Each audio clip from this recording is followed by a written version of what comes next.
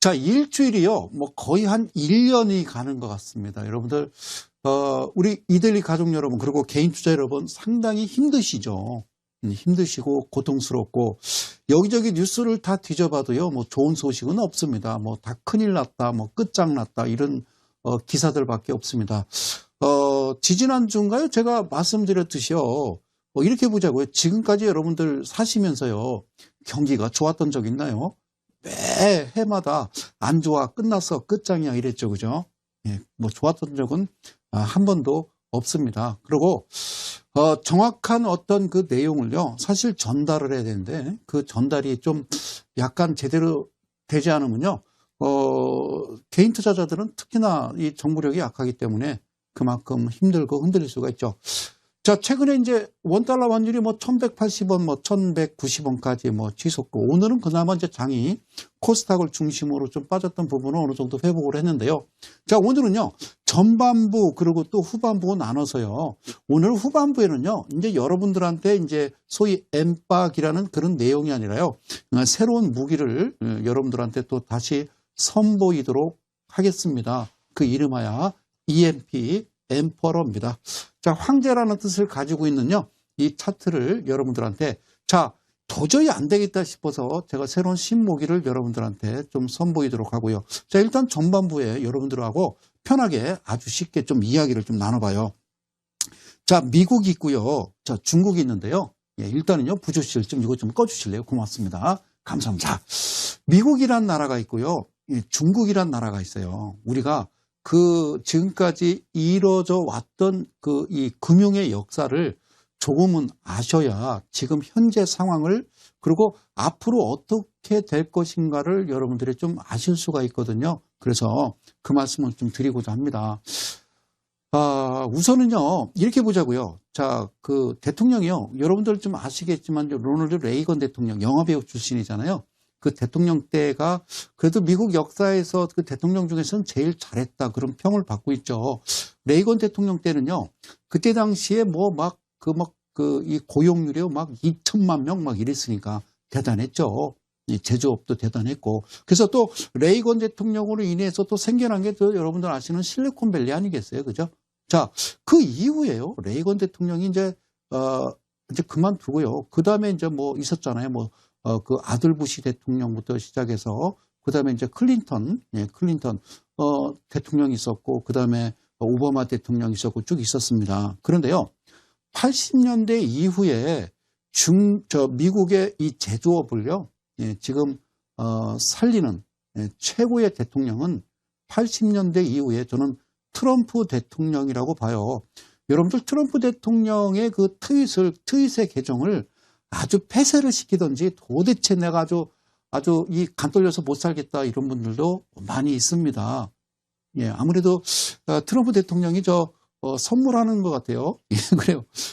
글을 한 자락 딱 치면요, 막 이 전 세계 막 그 시가총액 2조 달러가 막 날아가고 막 이러죠. 자, 이렇게 봅니다. 저는 개인적으로요, 트럼프 대통령은 잘한다고 생각이 됩니다. 사실 잘하는 겁니다. 여러분들, 그 디트로이트가요, 예전에는 미국이요, 제조업이 상당히 대단한 나라였습니다. 우리가 이제 70년대 저 어렸을 적만 하더라도요, 그런 거 있어요. 자랑할 때, 야, 이거 미제야 막 이러고 다녔었거든요. 근데 어느 순간부터요, 미제가 없어졌어요. 요즘은요, 이거 어디 거야? 중국산이야? 이렇게 됐잖아요. 예전에는요, 제조업이 상당히 아주 부강한 나라가 미국이었거든요. 그런데 2000년대쯤 초반에 여러분들 미국의 상황, 그 전에 어떤 다큐멘터리가 한번 나왔었어요. 영화로도요. 디트로이트라고 그랬어요. 그쪽이 참 미국에서 엄청나게 잘 사는 그런 지역이었었는데요. 거기가 아주 이 고스트 시티라고 그래서 귀신 나온다 그럴 정도로 아주 폐허가 됐던 그 지역을 지금 트럼프 대통령이 다시 위대하게 살리는 겁니다. 그런 거 보면요, 대단하지 않나요, 미국이?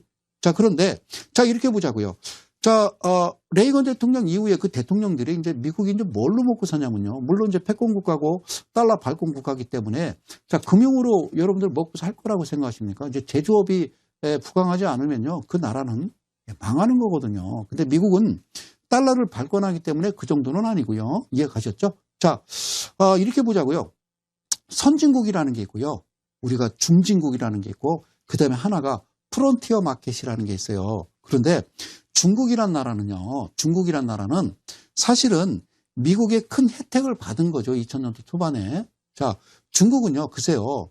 자, 그 이머징 마켓이라고 하는 그런 이 중진국에서 따로 좀 떼놓습니다. 경제 규모 좀 작은 거를 프론티어 마켓으로 또 놓는데, 자, 그거보다 못한 나라는 뭐 개도국이라서 개발도상국 이런 건데, 중국은 사실은 중진국, 이머징 마켓이라고 하기는 참 애매한, 정말 불투명한 국가입니다. 사실은요. 그런데 그런 프론티어 마켓도 뭐 될 수 없는 그런 중국이란 나라를 미국이요, 특혜를 준 겁니다. 정말 큰 특혜를 줬던 거죠. 그래서 사실 큰 특혜를 줬던 게 2001년도에요. WTO에 가입을 합니다. 그 월가에서는 말이 많았어요. 저런 나라가 무슨 WTO 가입을 하냐고 그랬었는데도 그래도 이제 미국의 성운을 잇고 성운이 망극하옵니다. 성운을 잇고 WTO에 가입을 했어요. 그 이후부터요. 중국이란 나라가요. 여러분 놀라지 마세요. 2001년도에 WTO 가입하고 나서 어떤 제재가 사라지면서 중국이란 나라가 급부상을 하는데요.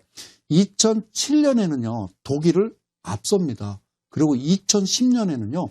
일본을 앞서는 그런 놀라운 중국이 됐어요. 그리고요. 미국이 또 어떤 혜택을 줬냐면 중국의 채권 시장을요. 글로벌 채권 시장으로 편입을 시켜줬습니다. 이건 엄청난 거잖아요. 그렇죠? 네, 그 정도로 혜택을 받고 엄청난 돈을 벌었어요. 미국 때문에. 정말 큰 축복을 받았던 나라가 바로 중국이죠. 그런데 어떤 일이 벌어지냐면요. 2008년도에 좀 큰 일이 벌어집니다. 그게 여러분들은 아시다시피 금융위기가 이 자본가들이 뭐 파생에 파생 뭐 이상한 상품, 그러니까 미나토 치다가 뭐 고수도까지는 괜찮은데 월남봉에 뭐 이상한 걸 만들어서 막 상품을 파생에 파생을 만들어서 워렌 버핏도 도대체 이게 무슨 상품인지 이해를 못하는 그런 상품을 만들어서요. 미국이 박살이 났죠. 그렇죠? 자, 그러고 나서 미국이 할 수 있는 건요. 돈을 엄청나게 버는 기가 막 찍어댄 거죠. 그렇죠? 자, 이제 10년이 이제 흘렀습니다. 이제 대출은 어느 정도 좀 바뀌었어요. 지금의 이제 2008년부터 주가가 엄청 간 것은요. S&P 지수나 S&P 500 지수나 나스닥이나 그리고 이제 다우 지수나 2007년을 기점으로 많이 올라갔어요. 그죠? 그런데요. 이렇게 보자고요. 그때 당시에 돈을 엄청 찍었어요. 지금의 이제 미국의 어떤 그 주가가 3대 지수가 올라간 건요. 기업 대출이었고요. 자, 돈을 엄청 찍어냈어요. 그러면요. 지금 미국의 이 패드 창고에는요. 엄청나게 찍어냈던 달러들이 차곡차곡 쌓여 있겠죠. 미국이요. 제1의 수출 품목은 바로 인플레이션입니다. 인플레이션을 수출한 나라가 바로 미국이죠. 그래서 그 돈을 빨리 어딘가 안전하게 내보내야 됩니다. 그렇지 않으면요. 우리가 많이 들어봤죠. 하이퍼 인플레이션이라고. 자, 우리나라요. 한국은행에서 돈을 엄청나게 발권을 했다라고 치자고요. 그러면요. 당연히 물가는 폭등하는 거죠. 우리가 어떤 짐바브웨처럼 무슨 계란 한 줄 사러 가려면 수레에다가 돈을 싣고 가야 되는 그런 상황이 벌어질 수도 있는데 미국은 그건 아니지만 어쨌든 그때 찍어놨던 돈을 뭔가 좀 안전하게 좀 뿌려야 된다고요. 갖다 내보내야 되는데 자, 그럴 만한 국가가 어디 있을까라고 찾아봤더니 이제 바로 이제 중국이었던 거죠. 그렇죠? 그래서 이제 물론 이제 트럼프 대통령은 다시 한번 위대하게 어게인, 자 미국을 다시 한번 위대하게 위대하게 좀 만들어야 되겠다라는 그런 어떤 신념을 가지고 이대로는 안 되겠다. 근데 트럼프 대통령이 대통령 되기 전에 이제 어떤 그 언론에서 뭐 인터뷰할 때 그런 내용들을 보면요, 그때도 이거는 말도 안 된다는 이야기를 많이 했었죠. 자, 중국이란 나라가요 정말 어떤 혜택을 받았냐면 우리도 이제 70년대 이제 그런 게 있었습니다만, 자, 지금 나오는 무역협상에서 그런 거죠. 보조금을 줍니다. 기업에. 보조금을 주고, 그 다음에 이제 외국 업체들이 들어오면 강제 기술을 막 빼앗는 겁니다. 그리고 이제 지적재산권이라는 건 뭐냐면, 여기가 지금 방송하는 데가 여기 명동입니다. 명동인데, 바로 사거리에 뭐가 있냐면 신세계 본점이 있어요. 예. 근데 신세계 본점에 뒤로 가면요, 남대문 시장이 있는데요. 그런데, 신세계백화점 그 옛날 일제시대 때 만들어졌던 그 구간에 딱 가면요.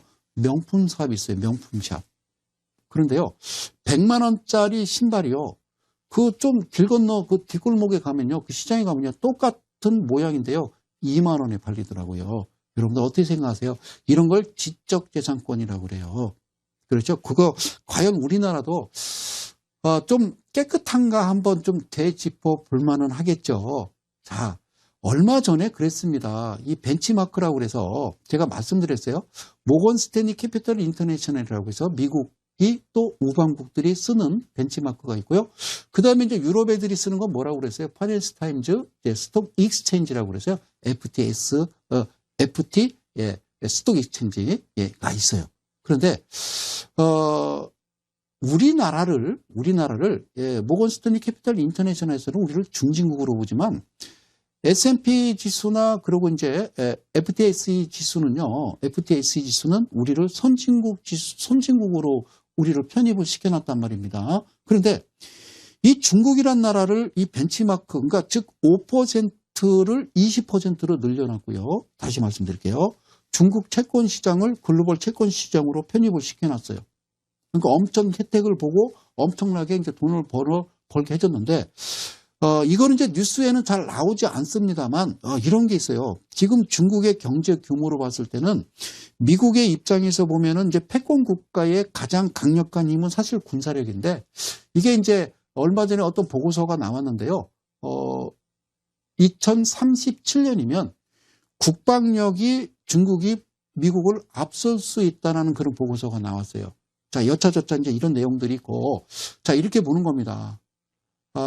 그동안 이제 그 한 몇 개월 동안 정말 실무진과 그리고 실무진 그리고 또 고위급 어떤 협상을 통해서 베이징에 갔다가 워싱턴 DC 왔다 갔다 하면서요. 정말 엄청나게 꼼꼼하게 깨알같이 150페이지에 달하는 그런 깨알같이 그런 협상을 쭉 한 겁니다. 중국은 많이 혜택을 받았으니까 이제는 좀 미국을 도와줄 때도 됐긴 됐다라는 생각을 저도 개인적으로는 좀 가져는 봅니다. 그래서 얼마 전까지는 이제 모든 합의가 다 끝날 것처럼 이제는 그죠? 이제 트럼프 대통령과 시진핑 주석이 만나서 서로 끌어안고 악수하고 사진 찍고 뭐 기자회견하고 뭐 이렇게 잘 될 것으로 예상을 했습니다만 갑자기 틀어졌죠. 그게 이제 지난 금요일이었죠. 5월 지지난주죠. 5월 3일 날로 기억하는데요. 중국에서 이제 도착을 한 겁니다. 합의서가 미국에 도착했는데 150페이지 중에 한 40 몇 페이지를 다 찢어버린 겁니다. 예. 그리고 거기다가 뭐라 쓰냐면 행정명령으로 대신한다 그겁니다. 그러니까 보조금이든 강제기술 이전 금지든 뭐 지적재산권이든 간에 어쨌든 안 해 이 얘기입니다. 그러니까 쉽게 얘기하면 BJR 해서 뱉자라 이렇게 된 거죠.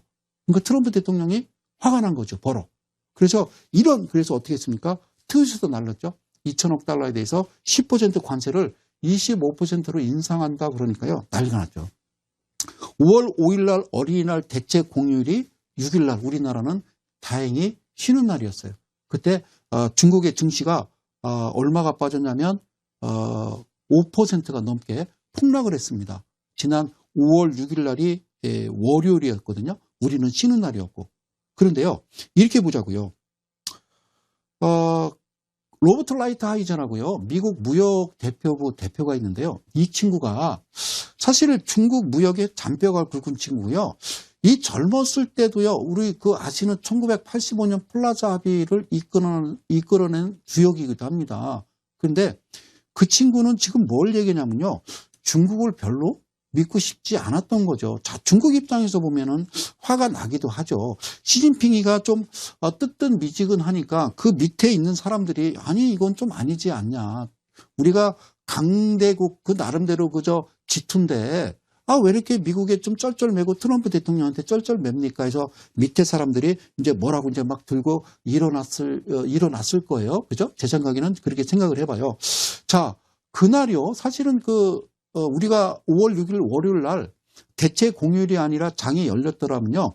중국 증시가 5.58%가 밀렸으면요. 우리나라 증시는 아마도 한 7, 8%는 빠졌을 겁니다. 그러면요. 아직 지금도요, 거기까지 올라오지 않았을 거예요. 그나마 저는 얼마나 다행인지 모르겠습니다. 그런데 더 놀라운 건요, 중국이란 나라는 로버트 라이트하이저는 이제 그런 얘기입니다. 중국은 투명하지가 않다. 그리고 이렇게 보시면 됩니다. 건전하지가 않다라는 건 뭐냐면, WTO에 가입을 하고, 그 다음에 이제 중진국, 즉, 이머징 마켓으로 들어오려면요, 그 나라가 정말, 공개가 돼야 됩니다. 모든 정보 자료가, 전 세계 국가에 언제든지 중국에 대해서 열어볼 수 있어야 되거든요. 그런데 중국은요, 철저히 막는 겁니다. 중국은. 자, 중국으로 좀 가볼게요. 자, 재밌습니다. 중국은요, 정파가 3개가 있어요. 우리가 이제, 우리나라 따지면 더불어민주당, 자유한국당, 정의당 이런 식으로요. 상하이당이 있고, 태자당이 있고, 그 다음에 하나가 공청당이라고 있는데, 지금 시진핑 주석이 그 태자당입니다. 자, 그런데요, 이렇게 보면 됩니다. 중국의 이 정치를 보면요, 딱 10년하고 딱 물러납니다. 10년하고 딱 물러나요. 우리나라 이제 5년 딱 하고 물러나듯이. 그런데 중국은 특이한 게 뭐냐면요, 내가 정권을 잡으면 몇 년 후에 자기 그 후계자를 딱 세워 놓습니다. 그러고서 남은 기간 동안 이제 얘한테 인수인계를 해요. 그리고 이 친구가 다시 주석이 되면 뒤에 물러나서 이제 전에 했던 장점인이든 이런 친구들이 그 조언도 많이 해주고 이러면서 그 엄청난 이 15억 인구의 중국을 끌어가는 거죠. 어떻게 따지면 이제 정치적으로 보면은 상당히 좀 멀쩡해 보입니다. 그렇죠? 우리나라보다는. 그런데요, 문제는 뭐냐면, 시진핑 주석이 이제 집권하고 나서 종신 집권이 됐잖아요. 후계자를 세운 게 아니라 내가 죽을 때까지 할 거야 라고 하면서 또 어떤 일을 벌이냐면요. 자기 이제 정적들을 숙청시켜 버립니다. 그런데 문제는요, 중국의 15억 인구가 이 내용을 몰라요. 정보를 모른다는 겁니다. 우리가 이제 중국 여행 가면요, 카카오톡이요? 예, 카톡이 안 된다는 얘기 많이 들으셨죠? 자, 중국은요, 방송이든 언론이든 모든 걸 통제합니다. 우리도 옛날 전두환 대통령 시절이나 그때 박정희 대통령 시절에도 좀 그런 거는 있었어요. 그죠? 예. 자, 그러니까, 그 나라에 대해서 어떤 기업이든 뭐든 어떤 정보를 좀 볼 수가 없으니까 어떻게 돌아가는지를 모르는 거죠. 그래서 미국 입장에서는 그겁니다. 야, 너네들이 열기 싫으면 우리가 들어가서 클라우드로 설치할게. 그러니까 클라우드는 뭐냐면, 이런 겁니다. 그러니까 모든 정보로 데이터를 인터넷으로 연결해서 컴퓨터로 볼 수 있는 그 데이터를 중앙 컴퓨터에 집어넣고요. 15억 인구가, 아니 전 세계 모든 사람들이 인터넷으로 중국에 대한 어떤 지금 현재 상황, 뉴스, 그 회사의 기업에 대한 그런 모든 정보를 다 열어볼 수 있는 겁니다. 그럼 중국 입장에서는요, 미국이 자기네들이 클라우드로 설치한다라고 그러면요, 이게 쉽게 얘기하면 이제 시진핑 입장에서는 잘못하면 종신 집권을 못할 수도 있단 말이죠. 그렇잖아요. 그래서 참 이제 골머리를 썩는 거죠. 중국 입장에서는 종신 집권을 하기 위해서는. 근데 그게 이제 시진핑이 어떻게 생각하면 탐욕이 되겠죠. 그러다 보니까 지금 나오는 건 그겁니다. 자, 중국이란 나라가 실제적으로는 프론티어 마켓도 들지 못하는 아주 개발도상국이 갑자기 이머징 지수가 되고 WTO에 가입을 미국에서 특혜로 됐죠. 그다음에 무슨 중국의 사실 이 점크본드 같은 이 채권을 가져다가 글로벌 채권 시장으로 편입시켰죠.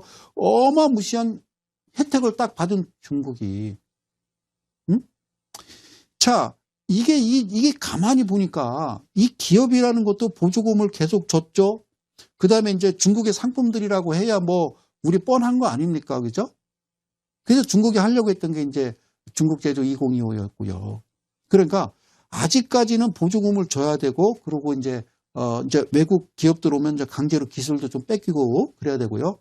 물론 이제 짝퉁도 만들어내야 되고, 그래서 좀 먹고 살았기 때문에. 근데 그거를 멈춰버리게 된다라고 그러면 무역 합의에서 중국은 망하는 거죠. 그러니까 2천억 달러에 10% 관세 물리던 것을 25% 물리면 결국에는 빼면 15%잖아요. 아니 15% 아예 두들겨 맞지. 뭐한데 이걸 보조금 멈춰야 되고, 그 다음에 강제기술 이전 금지해야 되고, 그 다음에 지적재산권 이것까지 다 적용을 시키면 우리는 망한다라는 겁니다. 그러니까 아예 시진핑 입장에서는 그래, 두들겨 맞자. 그게 오히려 날 수가 있다라고 아마 생각을 했겠죠. 그런데 미리 준비를 했다는 건 뭐냐면요. 여러분들 아시다시피 이제 그 중국은 뭐 그림자 금융도 좀 심각한 문제고요. 그리고 또 지준율 자체를 인하를 했거든요. 사실 지준율 인하는 상당히 꼼꼼하게 체크를 해서 오랜 시간에 걸쳐서 위원들을 소집하고 아주 해야 되는 건데, 얼마 전에는 중국이 그 긴축 이야기도 나왔었는데 전혀 다른 뭐 지준율을 인하한다는 그러니까 부양책을 만들어서 중국을 좀 살리겠다라는 거죠. 근데 저는 결론적으로 얘기하면요, 이렇게 생각이 됩니다. 3,250억 달러에 대해서 관세를 25% 부과를 하면요, 결국 중국은 고사하는 겁니다. 그런데 미국 입장에서도 웃긴 게 뭐냐면요, 오늘인가요? 어저께 뉴스 보니까 미국 입장에서는 이게 이제 3,250억 달러는 필수품이에요. 미국인들이 쓰는 생활 필수품, 뭐 신발, 의류 뭐 이런 거거든요. 그래서 이제 다음 달 6월 17일 날 어떤 공청회를 걸치자. 그래서 좀 품목은 좀 정해졌습니다만, 그러니까 기간을 좀 다음 달 17일로 넘긴 거죠. 그렇죠? 그렇게 본다라고 그러면 제2의 미국과 중국의 무역 전쟁은 다시 2라운드로 접어들었다라고 보면 되는 거죠. 그죠? 자, 중국이 여러분들 지금 상당히 힘든 건 뭐냐면, 여러분들 뉴스에서 많이 보셨겠지만 중국의 그 회사채 시장, 그러니까 기업에서 발행하는 걸 회사채라고 그러고요. 나라에서 발행하는 걸 국채라고 그러잖아요. 회사채 시장이요, 작년 동기 대비요 거의 한 4배 정도가, 회사채가 4배 정도가 지금 증가를 했어요. 부도율이. 거기에다가 지금 이 보조금이라든가 뭐 정지시키고 강제 이전 금지라든가 뭐 지적재산권 이런 거 가지고 문제를 삼는다라고 그러면 중국은요, 그냥 갑자기 그냥 폭망할 수가 있겠죠. 그 중국 입장도 우리가 또 외면할 수는 없는 거죠. 그런데 이런 겁니다. 아마 이제 중국에서 출발한 거니까요. 10일 날 0시 1분이 중국에서 출발한 것부터 이제 때리겠다라고 얘기했으니까 아직까지는 한 3주에서 4주 정도는 시간이 있다라고 보고요. 그 기간을 보니까 이제 미국 입장에서도 3,250억 달러에 대해서는 다음 달 17일 날 좀 뭐 어떤 우리나라 따지면 국회에서 공청회 갖고 좀 어떤 결론을 도출하자라고 하는 거 보니까, 이거 아무래도 지난 시간에 그런 말씀을 드렸나요? 그 시진핑 주석과 트럼프 대통령이 좀 짠 것 같다는 생각도 들긴 드는데요. 중요한 거는, 여러분들 가장 중요한 거는요, 스냅백이라는 겁니다. 예, 지금까지 이야기한 거를 다 덮어버리고요. 로버트 라이트하이저가 스냅백 조항입니다. 그게 뭐냐면, 중국은 못 믿는다. 그러니까 어떤 계약서 합의를 이끌어내고 합의서에 서명을 하더라도 그걸 무시해버린다는 거죠. 왜냐하면 로버트 라이트는 무역을 해봤거든요, 중국하고. 그래서 트럼프 대통령한테 그런 겁니다. 중국은 원래 그런 나라니까 못 믿으니까 대통령 각하 우리 스냅백 조항을 놓읍시다. 그래서 얘네들이 이렇게 하기로 했는데 안 하면 그냥 가차없이 관세를 다시 물리는 거. 이란처럼 그런 조항까지 두니까 중국 입장에서는 도대체 이거를 도저히 받아들일 수 없는 그런 협상이겠죠. 그러면 뭔가 조율이 있을 거고요. 예. 자, 가장 중요한 건 우리나라 환율인데요. 이거는 좀 다른 차원으로 보거든요. 최근에 다시 한국은행 부총재께서 리디노미네이션에 대해서 또 이야기가 불거져 나왔어요. 국회에서 좀 공론화를 좀 거쳐봐라 라는 얘기가, 그건 또 어떤 북한 문제하고 좀 연결된 게 아닌가, 그 얘기는 또 나중에 다시 말씀드리도록 하고요. 그러면 이제 우리나라가 환율이 왜 이 모양이냐, 그러면요, 우리가요 수출의 의존도, 수출 기여도가 미국은 한 15% 정도 되는데요, 중국은 한 7%, 25에서 27% 정도 됩니다. 그러니까 아무래도 힘들죠. 그런데 우리가 지금 환율이 아주 다른 나라보다 엄청나게 좋지 않고 폭락하는 이유는요, 지금 첫 번째는 이제 터키가 있고 리라와, 그 다음에 이제 뭐 아르헨티나 페소와, 그 다음으로 우리나라가 상당히 원달러 환율이 상당히 지금 치솟고 있습니다. 가치가 떨어진다는 거죠. 자, 그 이유는 뭘까? 저는 이렇게 좀 결론을 좀 내리고 싶습니다.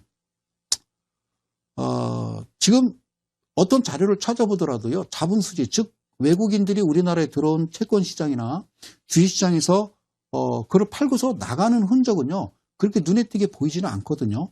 그러면 누군가는 원화를 던지고 달러를 바꾸기 때문에 좀 이런 모양새가 나오는 건데, 그건 리디노미네이션이 혹시 진행되는 거 아닌가라는 그 일만의 그런 생각을 해보고요.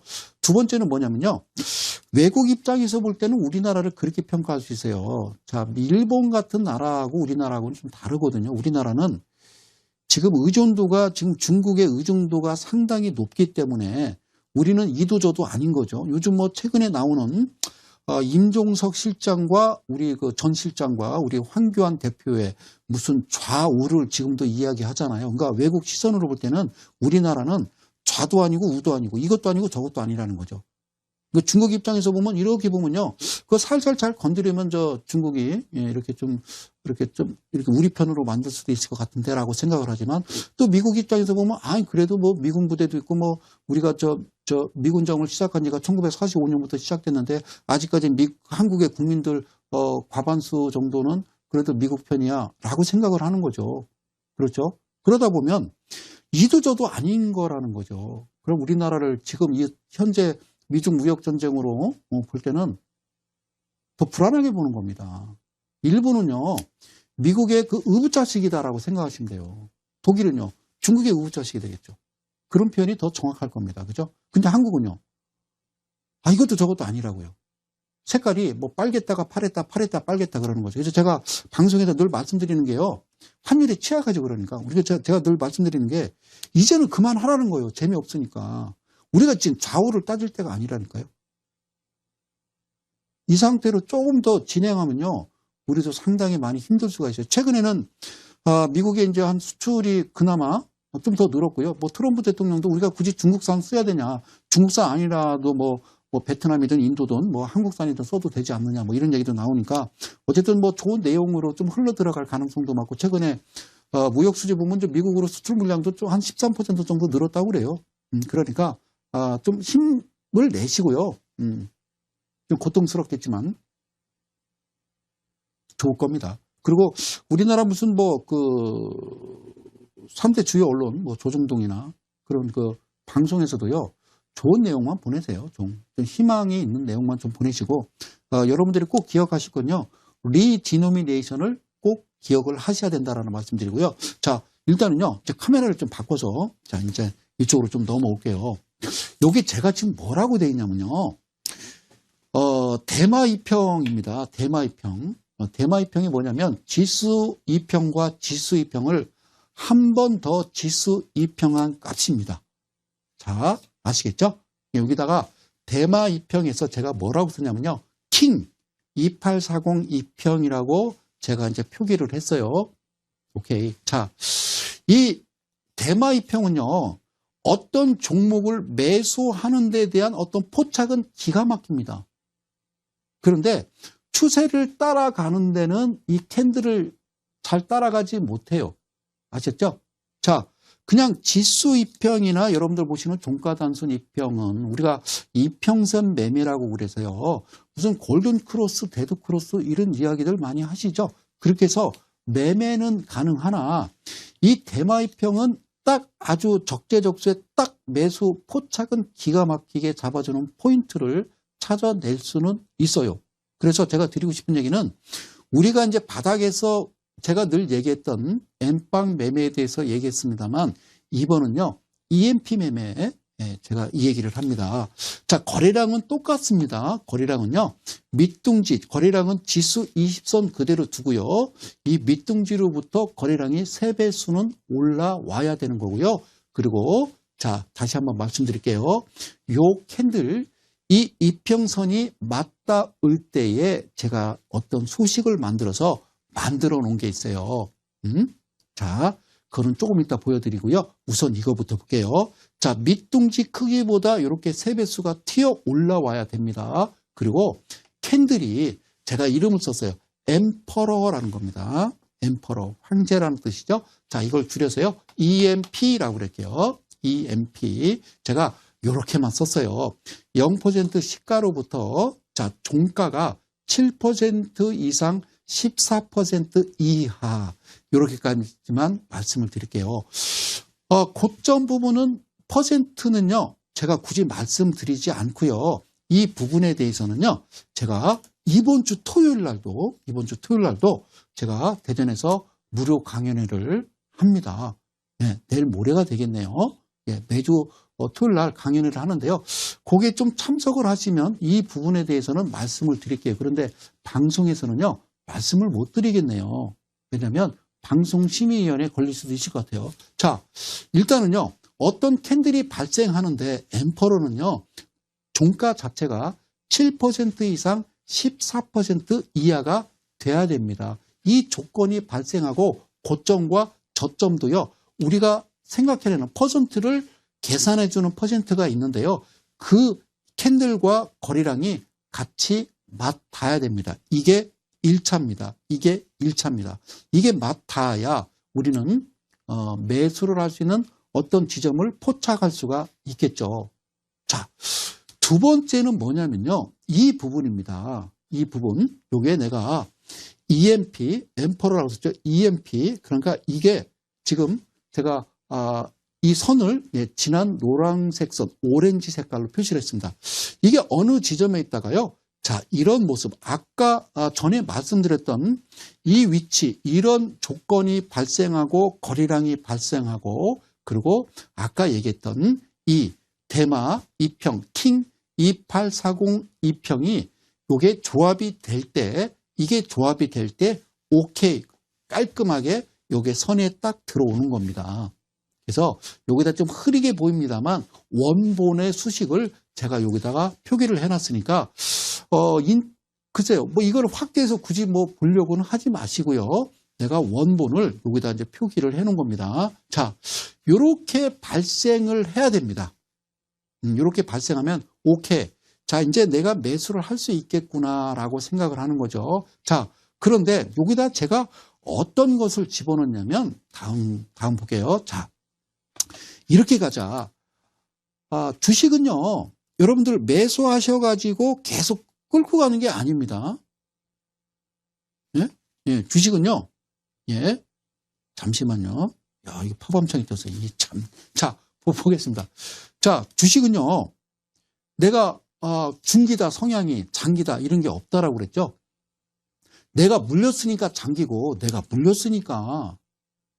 주식에서 잘못 사가지고 고점에 사서 물렸으니까 장기 투자자고 중기 투자자 된 거지. 내 성향이 나는 장기입니다, 중기입니다. 그런 거 없어요. 아시죠?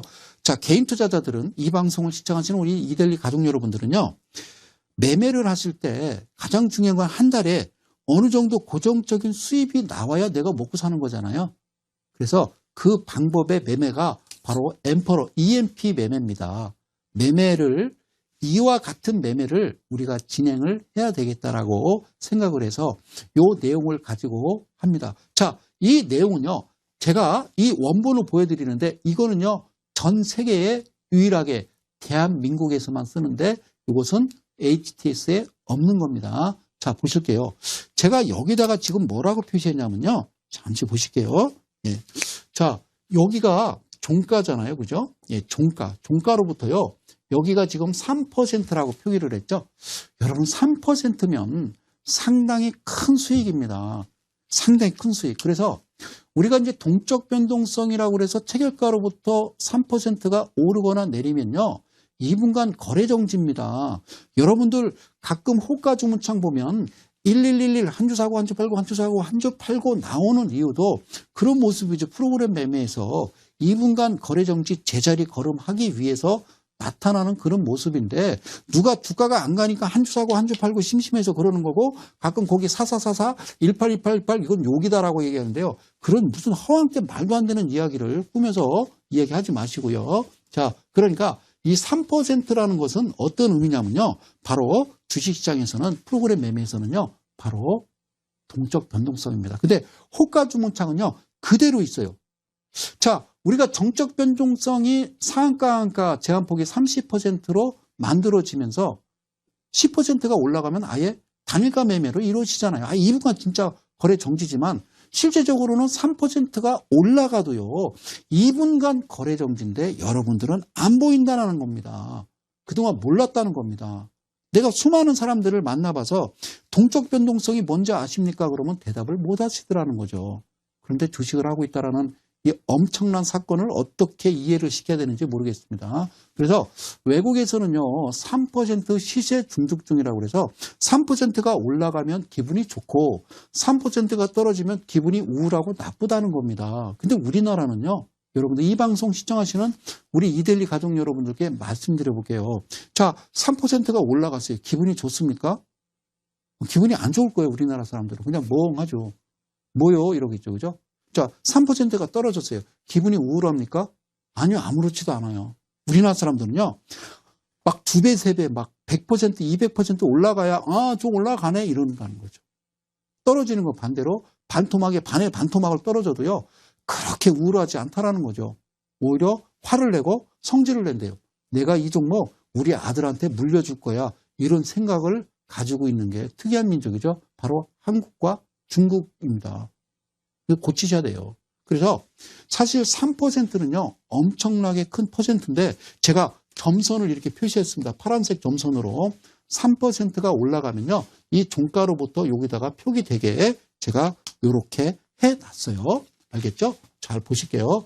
자, 두 번째는 어떤 모습을 표시를 해놨냐면요. 두 번째는, 자, 엠퍼러2입니다. 자, EMP2. 그러니까 얘는 3%가 되겠고요. 자, 두 번째는요. 이 종가로부터 7%에 도달할 때요. 이번에는 빨간색으로 이렇게 표기가 되도록 종가로부터 3%와 종가로부터 7% 표기가 되는 이런 수식이 여기에 있는 겁니다. 이렇게 표시되게 하거라 라는 거죠. 자, 다시 말씀드리면 이 캔들의 종가만 얘기할게요. 7% 이상 14% 이하여야 된다. 고점과 저점이 있겠죠. 자, 거래량은 어떻게 해야 된다? 자, 그렇다는 거죠. 그리고 대마 이평선이 이렇게 만나주고, 그리고 777 이평 가고, 그리고 포크와 헌터가 만난 다음에, 포크 헌터는 중요한 거니까, 그로부터 자, 3%가 올라가면 파란색으로 표시를 하거라. 그리고 7%가 올라가면 표시를 해 주거라 라고 해서 여기다가 명령을 하는 거죠. 그러면 얘가 착착 착실하게 네 그러고 표시를 하는 겁니다. 그러면 이 그림이 나오면 우리는 매수해서 1차 3%에 매도하고 빨리 빼든지 아니면 7%. 그러니까 한 달 20일 장이 열리는 그 기간에 우리는 돈을 벌어야 된단 말입니다. 먹고 살아야 되니까. 그렇죠? 자, 그것을 저는 무슨 뭐 스캘핑, 단타 이런 의미는 아니라는 말씀을 드릴게요. 자, 그 다음에 이제 가장 중요한 건 뭐냐면요. EMP, 자, 매수 포인트입니다. 이게 뭐냐면 신호 이렇게 화살표를 제가 집어넣었어요.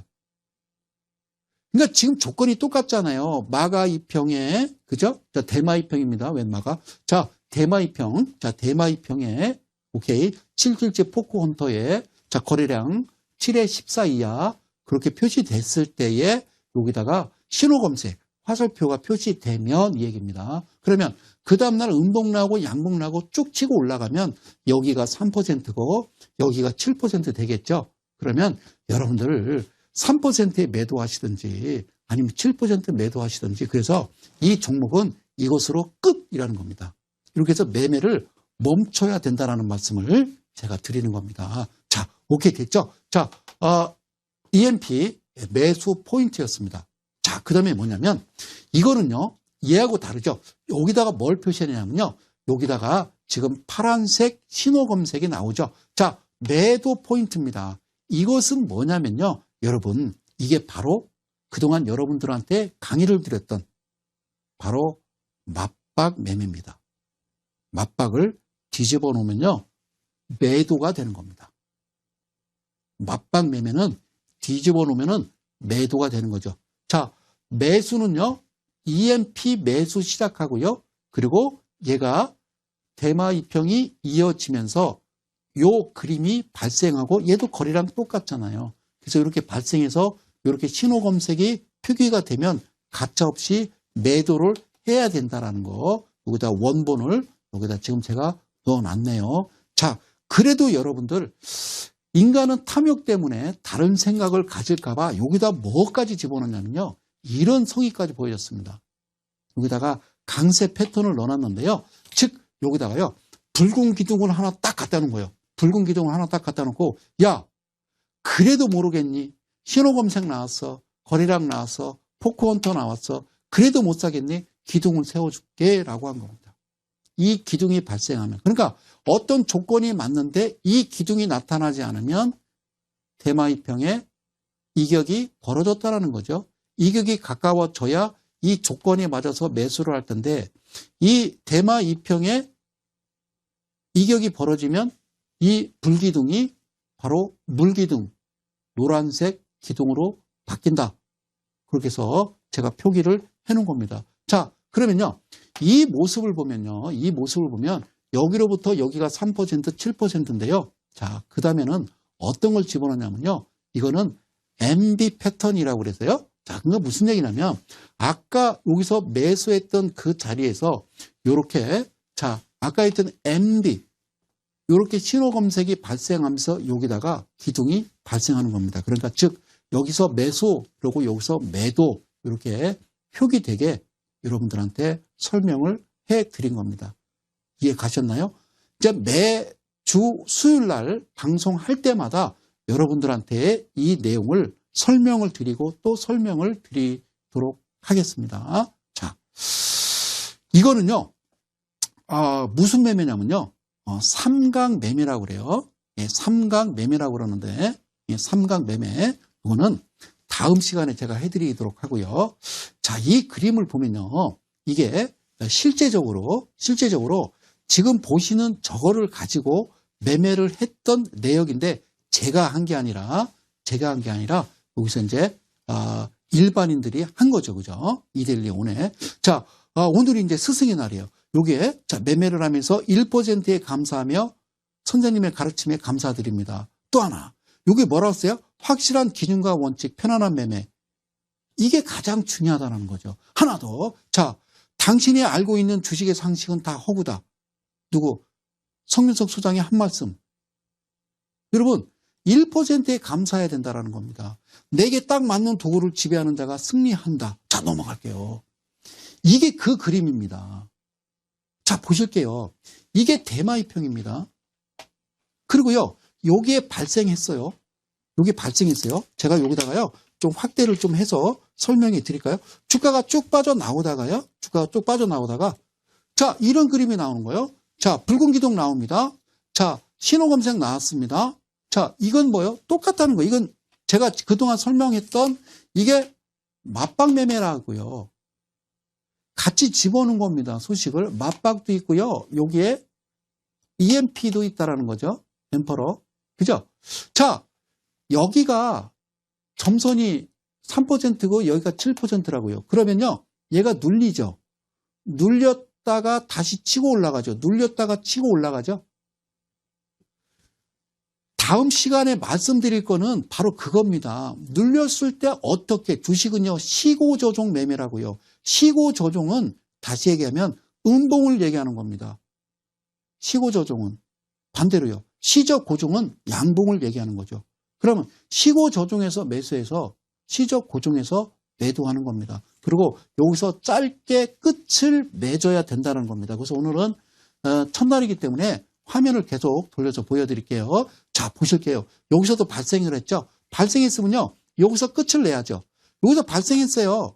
EMP가 발생했어요. 오케이, 매도했겠죠. 짧게 여기서 매도했겠죠. 왜냐하면 얘는요, 여기서 매수해서 그냥 갭상을 줬기 때문에 상한가를 때렸어요. 그러면 나는 7% 먹으려고 그랬는데 이게 웬일이야. 바로 그냥 한 40%를 수익을 가져갈 수 있잖아요. 이게 30%니까. 그렇죠? 그러고서 여기서 횡보 후에 여기서 발생하는 이 노란 기둥 보이죠? 이게 불기둥, 이게 물기둥이 되는 거예요. 그럼 이거 매수해서 이거 매도하면 되는 거죠.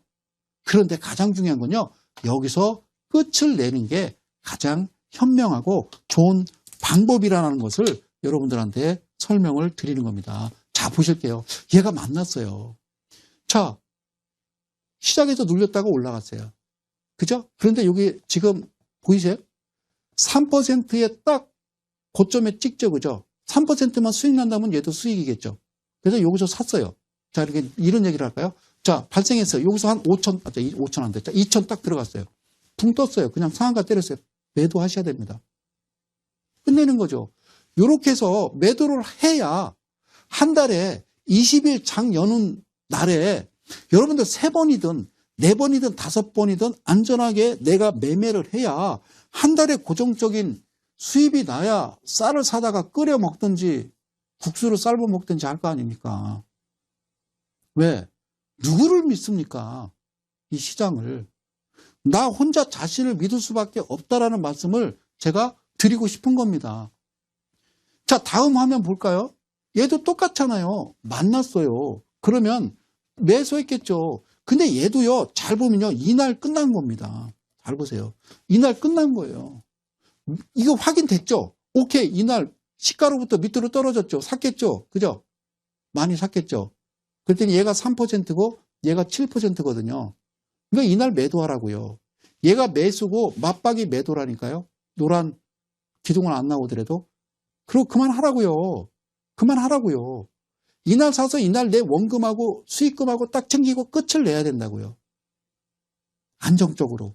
그냥 산에 들어가서요. 조용히 인터넷 되잖아요. 그렇게 해서 매매를 하는 게 좋은 방법이라는 겁니다. 자, 이 종목도 볼까요? 자, 시간 되는 데까지 할게요. 저 보세요. 나왔죠? 매수했어요. 그죠? 퍼센트가 나왔으면 매도하세요. 불기둥 그래도 매도하시는 거라고요. 매수잖아요. 자, 1000, 2000 샀어요. 여기 올라가죠. 매도하시라고. 여기서 끝내야 된다고요. 3일 만에 끝내야 내가 수익을 가져가지. 내 원금과 수익을 그대로 챙겨야 됩니다. 그리고 다시 또 시작하는 겁니다. 어떻게? 신호 나왔으면요. 사죠. 여기서 매도를 하시라고요. 마지막으로 이 그림을 좀 확대해놓고 좀 설명을 드릴까요? 자, 봐요. 여러분들 잘 기억하셔야 돼요. 이날 신호 나왔으면요. 매수했죠. 이날 매도라니까요. 여기 지금 7% 찍히는 거 보시죠. 이게 매도라고요.